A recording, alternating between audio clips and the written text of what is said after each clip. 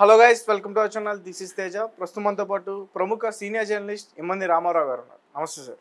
నమస్తే బాబు. అందరూ కూడా సెలబ్రేషన్ స్టార్ట్ చేశారు. రేపు కౌంటింగ్లో ఎవరు గెలుస్తారో ఏంటి, ఎవరు భవిష్యత్తు తెలిసిపోతుంది. కానీ ఇక్కడ సంబరాలు స్టార్ట్ చేసింది రెండు పార్టీలు. ఒకవైపు కూటమికి సంబంధించిన వాళ్ళు సంబరాలు స్టార్ట్ చేసుకున్నారు, మాదే గెలుపు అని. ఇంకొక వైపు జగన్మోహన్ రెడ్డి గారికి సంబంధించిన కొంతమంది నాయకులు వాళ్ళు కూడా స్టార్ట్ చేశారు సంబరాలు. అవును, అంటే మొత్తం చాలా కన్ఫ్యూజన్గా ఉంది సార్. ఎగ్జిట్ పోల్స్ 90% తెలిసిపోయే ఛాన్స్ ఉంటుంది. అవును, కానీ ఇక్కడ చూస్తే వీళ్ళు చేసే చేష్టలు చూస్తుంటే వ్యాస్ట్ చేంజింగ్ అండి. ఒక 5-10 డిఫరెన్స్లు ఉంటాయి. అలా కాకుండా ఇప్పుడు ఎవరు మన ఆరామస్థాను సర్వే చూసినట్లయితే ఆల్మోస్ట్ వాళ్ళు తెలియదు కూటమి ఓడిపోతుందని చెప్పాడు. కూటమికి ఓడిపోతుంది, కూటమి ఇంకా ఈవెన్ పవన్ కళ్యాణ్ కూడా ఓడిపోతారని అంత ఎగ్జాజరేట్ చేసి చెప్పాడు. పవన్ కళ్యాణ్ గెలుస్తాడని చెప్పాడు అతను. ఎవరు? ఆరామస్థాన్ పిఠాపురంలో పవన్ కళ్యాణ్ గెలుస్తాడని చెప్పాడు అనుకోండి. ఇంకెవరో చెప్పారండి పవన్ కళ్యాణ్ ఓడిపోతాడని విన్నాను నేను. అది ఎలా ఉందండి. వీళ్ళు ఏంటంటే ఆరామస్థాన్ చెప్పింది వైసీపీ పట్టం కట్టేస్తుంది, పర్వాలేదు ఇంకే పర్వాలేదు, మీకు సంబరాలు ఏర్పాటు చేసుకోవచ్చు అని చెప్పాడు. అదే విషయాన్ని సజ్జల రామకృష్ణారెడ్డి కూడా చెప్పాడు. కానీ కూటమికి కేకే సర్వే అని చెప్పేసి అది మోస్ట్ లాయల్గా ఉంది, అంటే చెప్పదగ్గదిగా ఉందన్నమాట. అందువలన వీళ్ళు కూడా కూటమి వాళ్ళు కూడా సంబరాలు ఏర్పాటు చేసుకుంటున్నారు. అట్ ది సేమ్ టైం అక్కడ మన చిరంజీవి గారు కూడా పట్టాభిషేకం అని తమ్ముడు కోసం 9th, 10th వాళ్ళు పెట్టుకుంటున్నారు. వాళ్ళు పెద్ద భారీ ఎత్తున మెగా ఫ్యాన్స్ చిరంజీవి మన పవన్ కళ్యాణ్ ఫ్యాన్స్ వస్తున్నారు. పట్టాభిషేకం అంటే ఫ్యాన్స్ పవన్ కళ్యాణ్కి పట్టాభిషేకం చేయడానికని వాళ్ళు ఏర్పాటు చేసుకుంటున్నారు. దీన్ని ఎలా మధ్యలో అసలు ఏమీ మాట్లాడకుండా సైలెంట్గా కూర్చున్నాడు చంద్రబాబు. చూడండి, అక్కడి నుంచి మోడీ మాట్లాడుతున్నాడు, అమిత్ షా మాట్లాడుతున్నాడు. మోదీ ఏమో పవన్ కళ్యాణ్ మీద ఎత్తుకెళ్ళిపోతున్నాడు, ఆకాశానికి ఎత్తేస్తున్నాడు. ఈ దేశంలోనే పనికొచ్చేటువంటి ఒకే ఒక మంచి యూత్లో ఉన్నటువంటి నాయకుడు పవన్ కళ్యాణ్ అంటున్నాడు అన్నమాట. పవన్ కళ్యాణ్ ఉండవలసిన వాడు ఆంధ్రాలో కాదు, దేశ రాజకీయాల్లో ప్రధానంగా ఉండాలంటున్నాడు. దీన్ని ఏమనుకోవాలో నాకు అర్థం కావట్లేదు. ఈ మధ్య ఏమైనా చంద్రబాబు నాయుడు చెప్తే బాగుంటుంది అనుకుంటే అది నోరు ఇప్పటం లేదు. అది దీన్ని ఎలా చూడాలంటే, ఒకటి చంద్రబాబు నాయుడు సైలెంట్గా పనిచేస్తున్నాడా అని ఒక విధంగా అర్థం చేసుకోవాలి. 31వ తారీఖున చంద్రబాబు నాయుడు పవన్ కళ్యాణ్ కలుస్తూ ఉన్నారు. కలిస్తే ఆ సమాచారం ఏమిటో బయటికి పెట్టలేదు. అక్కడి నుంచి ఏంటంటే మోదీ గారి పేషీ నుంచి పవన్ కళ్యాణ్ కనీసం 6 మంత్రులు ఇవ్వాలి, నామినేటెడ్ పోస్టుల్లో సగం ఇవ్వాలని చెప్తున్నాడు. అంటే ఆల్మోస్ట్ మాకు ఉన్నా లేకపోయినా పర్వాలేదు, కానీ పవన్ కళ్యాణ్కి మాత్రం మెజారిటీ బర్తులు ఇవ్వండి, తర్వాత నామినేటెడ్ పోస్టులు కూడా ఇవ్వండి అని చెప్తున్నాడు అనమాట. చంద్రబాబు నాయుడు 1/3 ఇస్తా ఉన్నాడు నామినేటెడ్ పోస్టులు. ఈయనేమో మోదీ గారు అవసరమైతే ఎక్కువ ఇవ్వండి, మాకు తక్కువైనా పర్వాలేదు, నామినేటెడ్ పోస్టుల మీద మాకు పెద్ద ఆశ లేదు. ఒకటి బీజేపీ పార్టీ ఏదో అనుకున్నా బాగా అది ఒక 4 ఎంపీలు స్కోర్ చేసింది. ఒక 2 ఎంపీలు 2 అసెంబ్లీ స్థానాలని గెలిచినట్టుగా కేకే సర్వే చెప్పింది. ఇది మోస్ట్ హ్యాపీ. ఎందుకంటే లాస్ట్ టైము ఎంత ఖర్చు పెట్టినప్పుడు కూడా ఎవరో విష్ణుకుమార్ రాజు తప్ప ఇంకెవరు వచ్చారండి, ఇంకెవరు లేరు కదా. తర్వాత ఏమో హరిబాబు అని ఆయన ఎంపీ ఇప్పుడు ఏదో ప్రాంతానికి గవర్నర్గా వేసాడు అన్నమాట. అందువల్ల ఇప్పుడు అది బాగా పెరుగుదల. Modi is very very happy అండి. తెలంగాణలో ఇక్కడ బీఆర్ఎస్ కంటే బీజేపీ ముందంజలో ఉంది, కాంగ్రెస్, బీజేపీ, బీఆర్ఎస్. రైట్. అయితే మరి వైజాగ్లో కూడా కట్టుదిట్టమైన భద్రతను ఏర్పాటు చేశారు.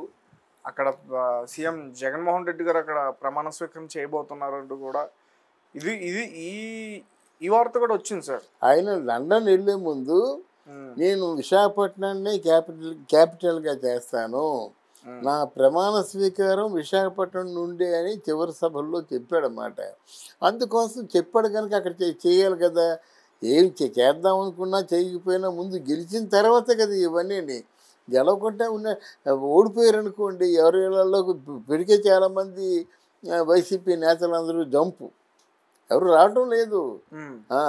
ఇప్పుడు మనకి ఉన్న నోరు పెద్దేసుకుని అందరినీ విమర్శించినటువంటి రోజా దగ్గర నుంచి, అక్కడ ధర్మాన ప్రసాద్ దగ్గర నుంచి, గుడివాడ అమర్నాథ్ నుంచి, ఇలా మొత్తం ఎవరెవరైతే నోరు పెద్దేసుకొని గుడివాడ నాని దగ్గర నుంచి, విడుదల రజని దగ్గర నుంచి, ఇలా చాలామంది మొత్తం అంబటి రాంబాబు ఇలా అందరూ కూడా కట్టకట్టుకుపోయారు అన్నమాట.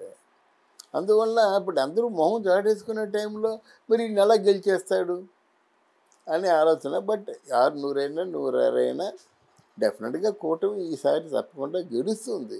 అందుకోసమే సైలెంట్గా చంద్రబాబు నాయుడు ఉన్నాడు అన్నమాట. ఆయన చేయవలసిన కార్యక్రమాల గురించి ఆలోచిస్తున్నాడు కానీ వృధాగా మాట్లాడటం లేదు, ఏది బయటపడటం లేదు. అంటే మరి ఇంకా ఎవరు గెలుస్తారంటారు మీ అంచనా? కూటమి తప్పకుండా గెలుస్తుందండి. అంటే వీళ్ళు చెప్పినట్టుగా లక్షలు ఓట్ల మెజార్టీతో గెలవడం కష్టం, కానీ ఫైట్ టగ్గా ఉంటుంది. నన్ను అడిగితే ఆరామస్థానం సర్వేను కేకే సర్వే కూడా రెండు కూడా ఎగ్జాజరేషన్స్ ఉన్నాయి. ఈ పార్టీకి ఈయన ఎగ్జాజరేట్ చేశాడు, వైఎస్ఆర్ పార్టీకి ఈయన ఎగ్జాజరేట్ చేశాడు అన్నమాట. అది నమ్మశక్యంగా లేదు. పోటీ మాత్రం గట్టి పోటీ ఇవ్వడం జరుగుతుందండి. కానీ ఫైనల్గా కూటమి గెలుస్తుంది. హీరో ఆఫ్ ది అంటే election is only man of the match అంటాం కదా, ఆ మ్యాన్ ఆఫ్ ది మ్యాచ్ ఎవరంటే పవన్ కళ్యాణ్. ఈ ఎలక్షన్ ఒకటి విన్నాను నేను, ఒక సర్వేలో టీడీపీకి దాదాపు 78 నుంచి 90 వరకు కూడా సీట్లు వచ్చే అవకాశం ఉంది. అవును, సెపరేట్గా జనసేన కాకుండా బీజేపీ కాకుండా సెపరేట్గా గవర్నమెంట్ ఫామ్ చేసే అవకాశం కూడా ఉంది. అంటే మీరు సర్వే ఏం చెప్పింది? 70 నుంచి 90 అంది. 70 నుంచి మధ్యలో 75 రావచ్చు కదా, 80 దాటితే కదా సింగిల్గా గవర్నమెంట్ ఫామ్ చేసేది. అంటే 90 వచ్చాయి అనుకోండి, ఫామ్ చేసే అవకాశం ఉంది. 2 సీట్లు ఎక్స్ట్రా అయినా ఫామ్ చేయొచ్చు. అసలు 90 రాకపోతే 70 నుంచి 90 అన్నాడు, 70 నుంచి 85 వచ్చాయి అనుకోండి, మీరు ఫెయిల్గా ఓడిపోయినట్టే కదా.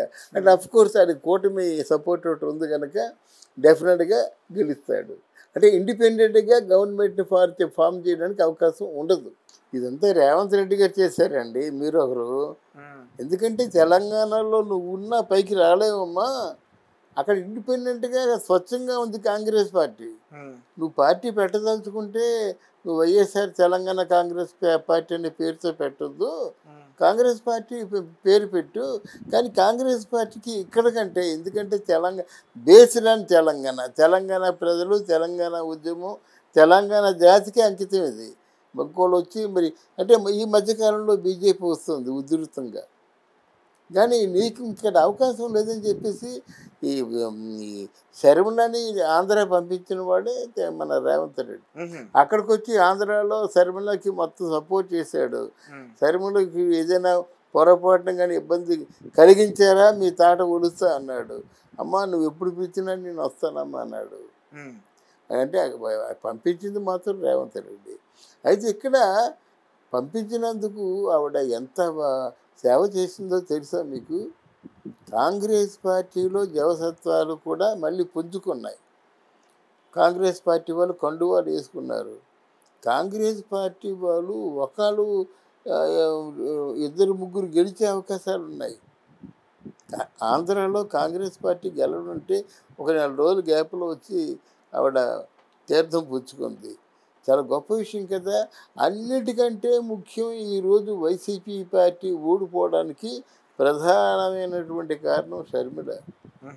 ఆయన చెల్లులుగా, ఆయన రక్తం పంచుకు పుట్టిన చెల్లులుగా జగన్మోహన్ రెడ్డి నన్ను ఈడ్చుకు. Okay sir, thank you so much. Thank you.